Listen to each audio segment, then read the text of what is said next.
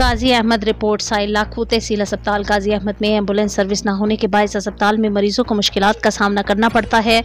सिंध हुकूमत के सहकार से सिंध अंडर ग्रेडेड की जानिब से रेस्क्यू सर्विस का आगाज़ किया गया है। पहले मरहले में 10 रेस्क्यू एम्बुलेंस फ्राहम की गई हैं, जिससे गाजी अहमद की आवाम को सेहत की बेहतरीन सहूलियात फ्राहम हो सकेंगी। Sindh integrated emergency and health service के ज़ेर तमाम रेस्क्यू सर्विस का आगाज़ किया गया है। इस मौके पर operation manager Sindh integrated emergency service Farid Khaskheli का कहना था कि गाजी अहमद समेत ज़िला शहीद बेनज़ीराबाद के दीगर शहरों की आवाम को बेहतरीन सेहत की सहूलियात फ्राहम हो सकेंगी। जदीद सहूलियात से आरास्ता एम्बुलेंस होंगी, जिनमें मेल नर्सिस अमला भी मौजूद होगा।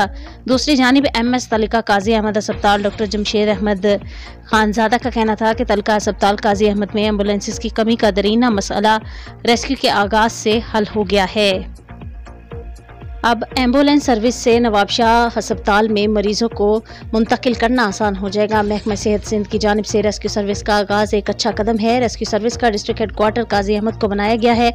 यहाँ पर 13 एम्बुलेंस दी जाएंगी। पहले मरहले में 10 एम्बुलेंस दी गई हैं और भी मिलेगी। बेगाड़ियाँ डिस्ट्रिक्ट के मुख्तलिफ स्टाफ शाहपुर, जहानिया, दौलतपुर, गाजी अहमद अस्पतालों, आमरी पुल, गाजी अहमद बाईपास, सकरंड, नवाबशाह, दौड़ मुख्तलिफ जगहों पर मौजूद रहेंगी। जहाँ पर कोई हादसा या इमरजेंसी होगी, इत्तला मिलते ही 12 मिनट के अंदर जाए वकुआ पर पहुँचेंगी और फिर इनकी शिफ्ट होगी।